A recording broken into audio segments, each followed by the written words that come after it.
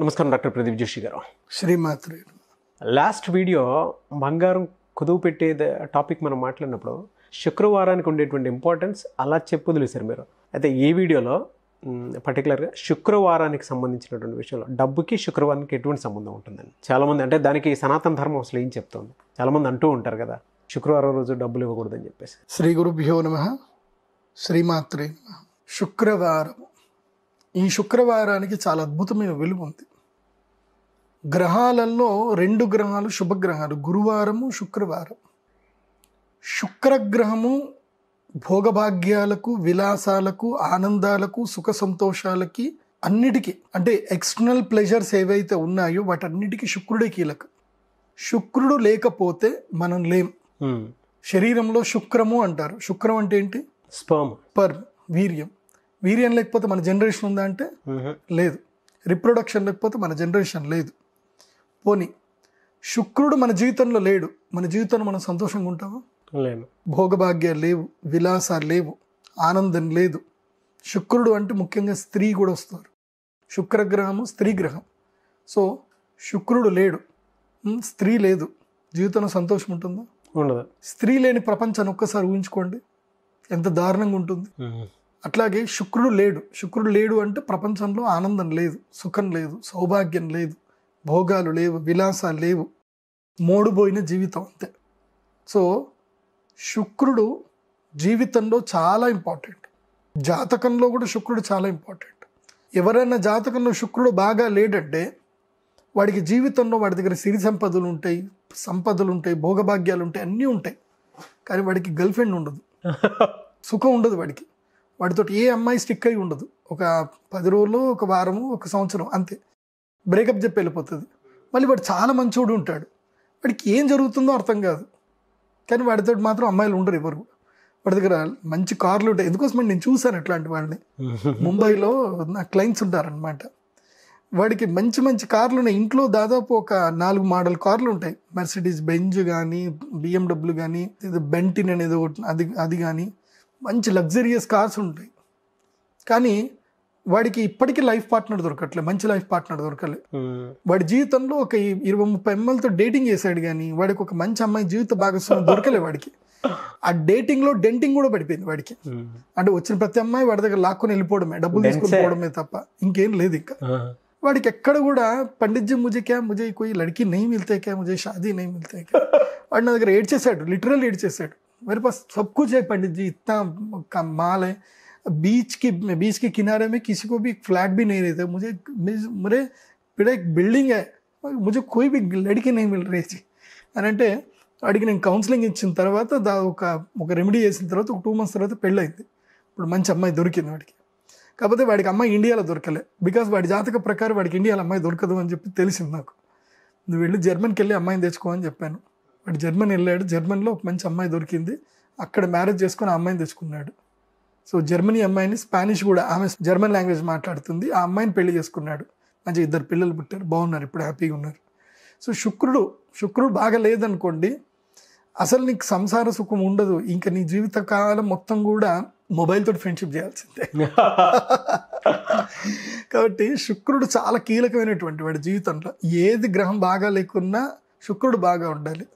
కొంతమంది జాతకాలు నేను చూస్తాను, వాడి జాతకంలో శుక్రుడు అద్భుతంగా ఉన్నాడు. శుక్రుడు ఉన్నాడు కాబట్టి అసలు వాడిని చూస్తే మనకి ఈర్ష్య కలుగుతుంది తెలుసా. వాడికి అమ్మాయిలు స్పాన్సర్ చేస్తారు, డబ్బులు ఇస్తారు వాడికే. అరే నీకేం కావాలరా అని చెప్పి బంగారం కొనిస్తారు. వాడిని ఆడపిల్లలాగా, గర్ల్ ఫ్రెండ్ లాగా చూసుకుంటారు. వాడికి ఎక్కడ లేని డబ్బులు వస్తున్నాయి వాడికి. సో అట్లా కూడా ఉంటుంది, రాసి పెట్టింది ఉండాలి. శుక్రుడు బాగా ఉన్నాడు అనుకోండి, కలికాలంలో బాగా ఉండాల్సిన గ్రహం ఏంటంటే శుక్రుడు.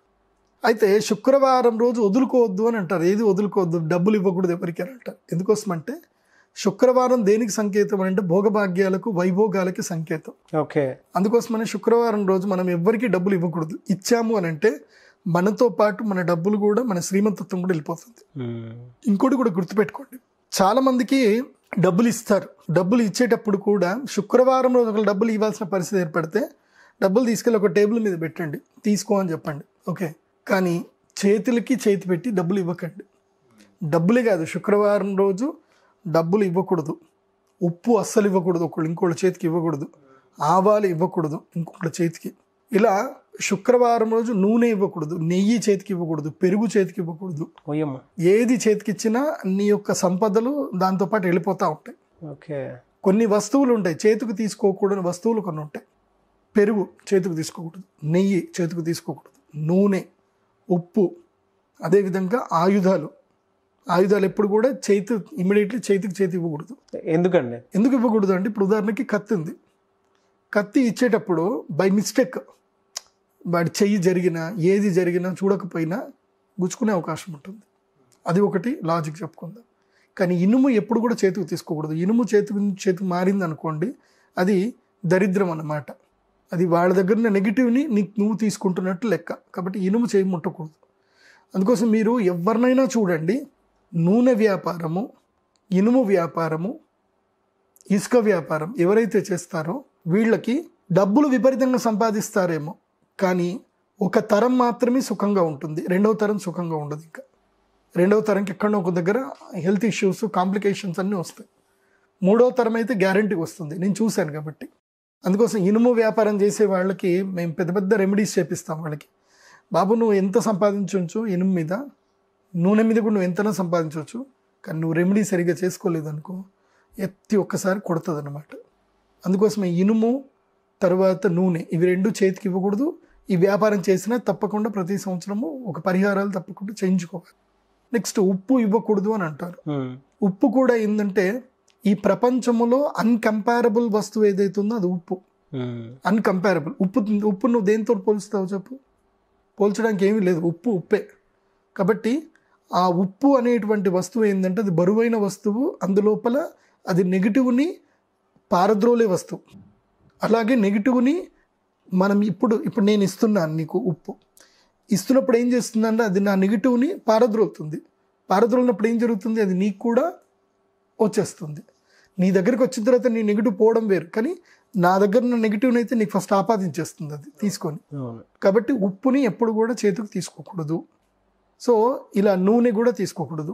నూనె అసలు నూనె అనేది ఏంటంటే నూనెని దానం తీసుకోవాలంటే ఒకప్పుడు బ్రాహ్మణులు, ఇప్పుడు కూడా ఉన్నారు చాలామంది డిమాండెడ్, నువ్వుల నూనె దానం తీసుకోవాలన్నా, నూనెని చేతికి తీసుకోవాలి అన్నా సరే నాకు 1 తులం బంగారం ఇస్తే నూనె దానం తీసుకుంటా అంటారు. ఏది 500 రూపాయల నూనెని దానం తీసుకోవడానికి 50,000 అడుగుతారు. అంటే అర్థం ఏంటి అంటే అది అంత నెగిటివ్ని ఇస్తుంది అన్నమాట. సో ఆ తీసుకునే వాడికి నెగిటివ్ ఇట్లా అంటుకుంటుంది పూర్తిగా. నూనె జిడ్డు ఎట్లాగైతే అంటుకుంటుందో అట్లా ఆ నెగిటివ్ అంత భయంకరంగా అంటుకుంటుంది. వాళ్ళు తులం బంగారం ఇచ్చినా తక్కువనే వాళ్ళకి నూనె. అట్లాగే పెరుగు చేతికి ఇవ్వకూడదు అంటారు.